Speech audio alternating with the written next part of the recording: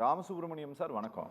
Ramasubramaniam sir, 2024 நாடாளுமன்ற தேர்தல் டெல்லியில் நடந்த கூட்டத்தில் பிரதமருக்கு அருகிலேயே அமர்ந்திருந்தார் மரியாதைக்குரிய திரு எடப்பாடி பழனிசாமி. ஆனால் கூட்டணியிலிருந்து வெளியேறினார்கள். காலமும் சூழலும் எப்படியான முடிவுகளை வேண்டுமானாலும் அரசியலில் எடுக்க வைக்கும். சார், 2025 நவம்பரில் தேர்தல் நடந்து முடிந்து 3 மாதம்தான் ஆகுது. முதலமைச்சர் பதவியை ராஜினாமா செய்துவிட்டு ராஜ்யசபா உறுப்பினராக நாமினேஷன் ஃபைல் பண்ணியிருக்காரு மரியாதைக்குரிய திரு நிதிஷ்குமார். வேறு வேறு வடிவங்களை பெற்றுக்கொண்டிருக்கிறது பீகாரினுடைய அரசியல் களம். இதையெல்லாம் ஒரு பெரிய அரசியல் கட்சியினுடைய ஜெனரல் செக்ரட்டரியாக திரு எடப்பாடி பழனிசாமி இதையெல்லாம் கவனிக்கிறார் அப்படின்னா, இன்னும் சைன் ஆகாமல் இருக்கக்கூடிய இந்த கூட்டணி சைன் ஆகாமலே போவதற்கும் வாய்ப்பு இருக்கா சார்? வணக்கம். இப்ப நீங்க ரொம்ப பியூட்டிஃபுல்லா ஆரம்பிச்சிருக்கீங்கன்னு நினைக்கிறேன். அதாவது இன்னைக்கு தமிழ்நாட்டு அரசியல் நிலைமை அதை பீகாரோட கம்பேர் பண்ணி திரு நிதிஷ்குமார் அவர்களை கிட்டத்தட்ட கபடிகாரம் பண்ணிட்டு, அந்த கட்சியும் கபடிகாரம் பண்ணிட்டு அங்க முழுமையாக பிஜேபி ஆட்சி என்பது வருகின்ற நிலைமைக்கு பிஜேபி கொண்டு வந்து வைத்து விட்டார்கள். அது போல தமிழ்நாட்டில் நடக்குமா அப்படின்னு கேட்டா, பிஜேபியினுடைய டிசைனே அதே தான். எல்லா இடத்துலையும் எங்கெங்கயா போக வேண்டியது, அங்க இருக்கக்கூடிய கட்சிகளை கபடிகரம் பண்ண வேண்டியது, அதற்கு பிறகு தானே கோல வச்சுவது. இதுதான் அவங்களுடைய short term long term strategy. அந்த விதத்துல தமிழ்நாட்டை பொறுத்த வரைக்கும் இதை நான் பலகாரமாக சொல்லிக் கொண்டிருக்கிறேன். எனக்கு அதிமுக என்கின்ற கட்சி மிகப்பெரிய கட்சி தமிழ்நாட்டில், அதுல ஒன்றும் சந்தேகமே கிடையாது. ஆனால் அதையே குறிவைத்து எப்படியாவது அதையும் கபடிகரம் பண்ணிடணும் அப்படிங்கிறதுக்கு பல்வேறு முயற்சிகள் ஜெயலலிதா அம்மையார் இறந்ததுலேருந்து இறப்பதற்கு சில நாட்களுக்கு முன்பிலேருந்து அந்த வேலையெல்லாம் பிஜேபி ஆரம்பிச்சாங்க. அது சக்சஸ்ஃபுல்லா ஒவ்வொருத்தரா அந்த கட்சியில இருக்கிறவங்களெல்லாம் பிரிக்க வேண்டியது, உடைக்க வேண்டியது, பிரித்தாளும் சூழ்ச்சிகள்லாம் செய்ய வேண்டியது, இப்படி எல்லாம் பல்வேறு வகைகளை செய்து அந்த கட்சியை சின்னாபின்னமாக ஆக்கிய பெருமை என்பது பிஜேபிக்கு உண்டு. இப்ப இருக்கக்கூடிய நிலையில பாத்தீங்கன்னா அதிமுக ஒரு நிர்பந்தத்தின் பேர்ல தான் இப்ப பிஜேபியோட இருக்காங்க. அவங்க இன்னும் பெரிய அட்டாச்மெண்ட் டுவர்ட்ஸ் பிஜேபி எல்லாம் கிடையாது அவங்களுக்கு. வேற வழியே இல்லாம இதோட ஓட்டி ஆரம்பிச்சோடு. ஏன்னா திரு அமித்ஷா அனௌன்ஸ் பண்ணார் பாருங்க அந்த கூட்டணிங்கிறது. அப்ப திரு திரு எடப்பாடி அவர்கள் அங்க உட்கார்ந்துருந்தார். ஆனா அவர் ஒரு வார்த்தை கூட சொல்ல, கூட்டணியை அறிவிக்கிறதுங்கிறது அமித்ஷா. அவர் சொல்றார் என்டிஏ ஆட்சி மலரும், அன்னைக்கே பிள்ளையாட்சி போட்டார். ஆகவே ஆரம்பத்துல இருந்து இப்ப சமீபத்துல நம்முடைய பிரதமர் வந்த போது கூட என்டிஏ ஆட்சி தான் மலருங்கிறார். அதிமுக ஆட்சின்னு ஒரு அதிமுகவை பத்தி பேசவே இல்லை. ஸோ இது என்ன தெரிகின்றது என்றால், அவங்களுடைய இம்மீடியட் டிசைன் என்பது இந்த அதிமுகவை கபடிகரம் பண்ணிட்டு வருகின்ற தேர்தலில் அவங்க டிஎம்கே வர்சஸ் பிஜேபி அப்படிங்கிற மாதிரி நிலைமையை கொண்டு வந்துடணும்னு பார்க்கின்றார்கள். அதற்காக என்னென்ன செய்ய முடியும், சாமதான பேத தண்டம் எல்லாத்தையும் அவங்க எல்லாம் செய்வார்கள். ஊழலை பத்தி நண்பர் ஜவஹர் அலி எல்லாம் சொன்னார். அது மாதிரி இந்த ஆட்சியை பத்தி எல்லாம் பேசிருந்தேன். இவங்க ஏடிஎம்கேல பண்ணாத ஊழலா, அவங்க மேல கொடுக்காத பெட்டிஷனா, எவ்வளவு ஆக்ஷன்லாம் எடுத்து கொண்டிருக்கணும். ஆனால் அதெல்லாம் அப்படியே கடப்புல போடப்பட்டிருக்கு. ஏன்னா அவங்க கூட்டணி கட்சிங்கிறதுனால அவங்க மேல ஒரு பெரிய அளவிற்கு எந்த முன்னேற்றமும் இல்லை இந்த வழக்குகள்ல. சரி, அது போகட்டும். அதெல்லாம் பொலிட்டிக்கல் ஸ்ட்ராட்டஜிஸ் நம்ம எடுத்துக்கலாம். அடுத்தது பார்த்தீர்கள் என்றால், இந்த பிஜேபி என்கின்ற அந்த கட்சி அதிமுகவை கிட்டத்தட்ட முழுங்கெடுத்து, அது இதுல சொல்லுவாங்க பாருங்க, நான் பல முறை நான் உங்க தொலைக்காட்சியிலே கூட சொல்லியிருக்கேன், பாம்பின் வாயில் தேரை தானே அப்படின்னு. பாம்பு வாயில போய் தேர மாட்டின்றதுன்னா அதுல தப்பிக்க முடியுமா? ஆகவே அந்த மாதிரி ஒரு கம்பேரிசனை கொண்டாந்து விட்டாரு. ரொம்ப வருத்தமான விஷயம். டிஎம்கே ஏடிஎம்கே இப்படிதான் இரு முனை போட்டியாக தமிழ்நாட்டில் நடந்து கொண்டிருந்தது. இப்ப அதை பிஜேபி அப்படிங்கிற ஒரு நிலைமைக்கு கொண்டு வந்து வச்சிருக்காங்கிறது ரொம்ப வருத்தமானது. சரி, இது போகட்டும். இப்ப டிஎம்கே பத்தி பாத்தீங்கன்னா அவங்க எல்லாரையும் கூப்பிடுறாங்க. அது இன்னும் வீக்னஸ் எல்லாம் கிடையாது சார். சாணக்கிய தந்திரம் எல்லாரும் ஒரு சிறு துளியும் பேர் ஒரு சின்ன உதவி கூட இருக்குமே. ஆனால் அதை நம்ம யூஸ் பண்றதுதான் சாதுரியம் என்று பெயர். அரசியல் அது ரொம்ப ரொம்ப அவசியம். அதான் சாணக்கியார் ரொம்ப தெளிவாக சொல்வார். எதிரிகள் எந்த ரூபத்தில் இருந்தாலும் அவர்களை அரவணைத்து அவர்களை தன் வழிக்கு கொண்டு வரணும் அப்படிங்கறது அவர் ரொம்ப தெளிவாக சொல்வார். அது போல டிஎம்கே பொறுத்த வரைக்கும் அவங்க ரொம்ப காய்களை அழகாக நகர்த்துகிறார். பெரிய இது பீலி பெய் சாகாடும் அச்சிரும் அப்பண்டம் சால மிகுத்து பெய்யன் அப்படிங்கிற மாதிரி பெரிய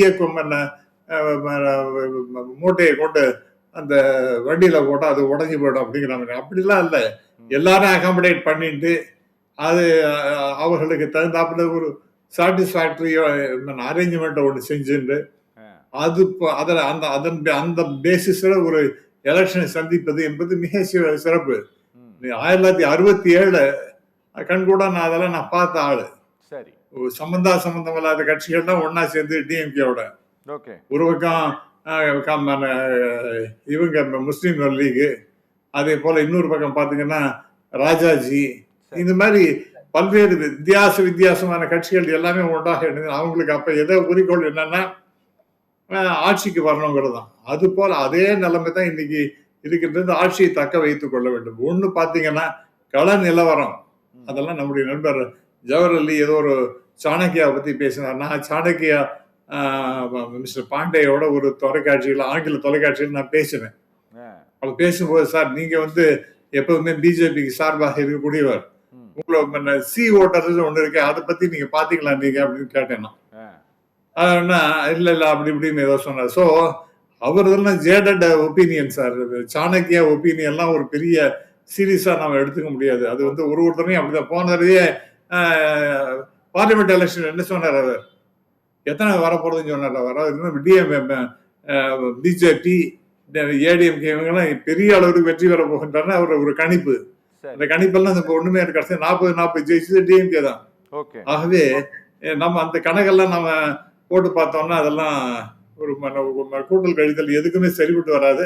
அதெல்லாம் ஒரு அவங்கவுங்க பிலாசபிக்கு தகுந்தாப்புல, அவங்கவுங்க பொலிட்டிக்கல் அட்டாச்மெண்ட்டுக்கு தகுந்தாப்புல ஒரு கணிப்பை போடுவாங்க. அதை தான் நம்ம நம்ப முடியாது. சி ஓட்டர்ஸுங்கிறது பாத்தீங்கன்னா இன்னும் 200க்கு மேற்பட்ட இடங்கள்ல டிஎம்கே கூட்டணி தான் வெல்லும்னு. அது முன்னாடி இருந்த கதை.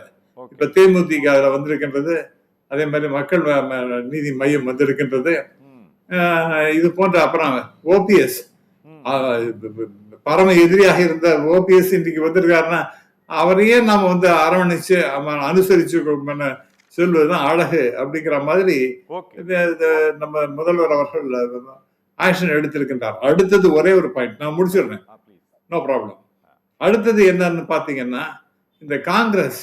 அந்த காங்கிரஸ் எப்பவுமே இந்த வம்பு பிடிச்ச ஒரு கட்சி தான். அது எங்கேயுமே ஒரு சரியான முடிவை எடுக்காம ரொம்ப இழுத்து அதுவே நிறைய பிரச்சனைகள் உருவாக்கணும். அவங்களுடைய இன்னும் கட்சிக்கு எப்படி அந்த அரசியல் சதுரங்கத்துல விளையாடுறதுன்னு தெரியலையோன்னு எனக்கு தோன்றது. புரியுது. ஏன்னா பல இடங்கள்ல வெற்றி பெற வாய்ப்பு இருந்தும் கூட தோல்வியாக மாற்றிய பெருமைங்கிறது காங்கிரஸுக்கு உண்டு. ஆனால் ஃபார்ச்சுனேட்லி நம்முடைய சிஎம் அவங்களே அழகாக சாதுரியமாக பேசி அவர்களுக்கு கொடுத்த இந்த சோடங்கர் போன்றவர்களுக்கும் மரியாதை கொடுத்து, ஏன்னா டெலிபோன்லயே நீங்க முடிச்சிருக்கலாமே அப்படின்னா, சோடங்கர் ஒரு ஆளை நீங்க அங்க நியமிச்சிருக்காங்க, அவர் இங்க வருகின்றார், அவருக்கு உரிய மரியாதை அது இருக்கணுமா வேண்டாமா அதெல்லாம் பார்த்து முடிச்சுட்டு சாட்டிஸ்பாக்டரியா கதம் அப்படிங்கிற மாதிரி ஒரு ஆக்ஷன் ஒண்ணு அவர் காமிச்சார் பாருங்க. அதெல்லாம் எக்ஸலன்ட். அதனால காங்கிரஸையும் நம்ம வழிக்கு கொண்டு வந்திருக்கோம் அப்படின்லாம் பார்க்கும் பொழுது நிச்சயமாக திராவிட முன்னேற்ற கழக அந்த கூட்டணி மிக சிறப்பாக இயங்கிக் கொண்டிருக்கின்றது அப்படின்னு நான் பார்க்கின்றோம். இப்ப இருக்கக்கூடிய நிலைமையை கணித்தால் டெஃபினட்டா அவங்களுக்கு 200 இடத்துக்கு மேல வெற்றி பெறுவது என்பது ஒரு இயல்பான காரியமாகத்தான் எனக்கு தோன்றது. அப்படியா சார்? சார் ராமசுப்ரமணியம் சார் வணக்கம். ராமசுப்ரமணியம் சார், ராஜ்யசபா சீட்டு பாட்டாளி மக்கள் கட்சிக்கு வழங்கப்பட்டதால் பாமகவோடு ஏடிஎம்கே ஒப்பந்தத்தை மேற்கொள்ள போகிறது, அவங்களுக்கான சீட்டை ஏடிஎம்கே ஒதுக்க போகிறது அப்படிங்கிறத நம்மளால அண்டர்ஸ்டாண்ட் பண்ணிக்க முடிகிறது. ஏன்னா திரு இபிஎஸ் உடைய விஜயம் அடிக்கடி டெல்லியை நோக்கி இருக்கக்கூடிய காரணத்தினால் ஒருவேளை இதர கட்சிகள் எல்லாம் சார், பாமகவை தவிர்த்து இருக்கக்கூடிய இதர கட்சிகள் எல்லாம் என்டிஏ கூட்டணி அப்படிங்கிற பிஜேபியினுடைய தலைமைக்கு கீழாக ஒரு கூட்டணியாக வந்து ஏடிஎம்கே கிட்ட சீட் ஷேரிங் கேட்குறாங்க, கொத்தா எங்களுக்கு கொடுத்துருங்க, நாங்க பிரிச்சு கொடுத்துக்கிறோன்ட்டு ஒருவேளை பிஜேபி சொல்கிறது அப்படின்னா அது ஒரு பெரிய விபரீத ஆபத்தான ஒரு முடிவாக ஏடிஎம்கேனுடைய அரசியல் கேரியர்ல மாறுமா சார்? டெஃபினட்டா அது மாறதான் செய்யும். இப்ப உதாரணமாக டிடிவி தினகரனுக்கும் ஏடிஎம்கேக்கும் ஒன்றும் ஜெல்லாகவே இல்லை சார். ஆமா, அவர் இப்போ என்ன பேசிக் கொண்டிருக்கார், நாங்க அந்த என்டிஏ கூட்டணியில் தான் இருக்கின்றோம், ஆமா, எங்களுக்கு எவ்வளவு சீட்ஸ் கொடுக்க போகின்றது அப்படிங்கிறது பிஜேபி டிசைட் பண்ணுங்கிறாரு. ஆமா, அதான் 2 நாள் முன்னாடி கூட பேசும்பொழுது அவர்கள் எங்களுக்கு எவ்வளவு தேவையோ அதை பூர்த்தி செய்வார்கள் அப்படின்னு பேசுகின்றார். ஆகவே அந்த கூட்டணிக்குள்ளேயே ஒரு குழப்பமான நிலைமை, அதாவது இன்னும் ஜெல்லாகல. என்ன தினகரனுக்கும் ஏடிஎம்கேக்கும் ஜெல்லாகல, எடப்பாடி அவர்களுக்கும் ஜெல்லாகல. ஆகவே அந்த குழப்பம் இருக்கத்தான் செய்கிறது. ஆகவே இன்னைக்கு என்னன்னா டாமினேஷன் பை பிஜேபிங்கிறது ரொம்ப தெளிவா இருக்கு. அவங்க தான் டிசைட் பண்ண போறாங்க, இவங்க அவங்களுக்கு இவ்வளவு கொடுக்கணும் அப்படிங்கறத. அதை இப்போ போறதை பார்த்தா ஏடிஎம்கே எவ்வளவு சீட்ஸ் எடுத்துக்கணுங்கிறதையும் டிசைட் பண்றது பிஜேபியா இருக்குமோன்னு எனக்கு சந்தேகம் வருகின்றது. இவ்வளவுதான் உங்களுக்கு சீட்ஸ் ஒதுக்குறோம் சார் நாங்க அப்படின்னு சொல்லிட்டு.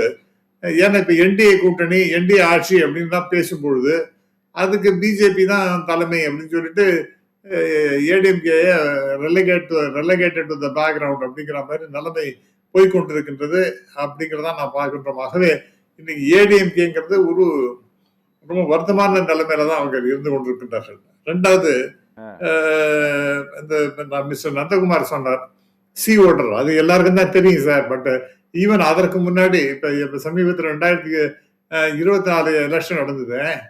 அந்த எலெக்ஷன் ரிசல்ட் நீங்க எடுத்து பாத்தீங்கன்னா கூட 200 இடத்துக்கு மேல வரும். அப்படிதான் நம்ம கணக்கு பண்ணது. அப்பவே அந்த எலெக்ஷன் ரிசல்ட் வந்து அதே சமயத்துல ஸ்டேட் எலெக்ஷன் நடந்திருந்ததுன்னா 200 இடத்துக்கு மேல டிஎம்கே ஜெயிச்சிருக்கோம் அப்படிங்கிற மாதிரி தான் ஒரு கணிப்பு.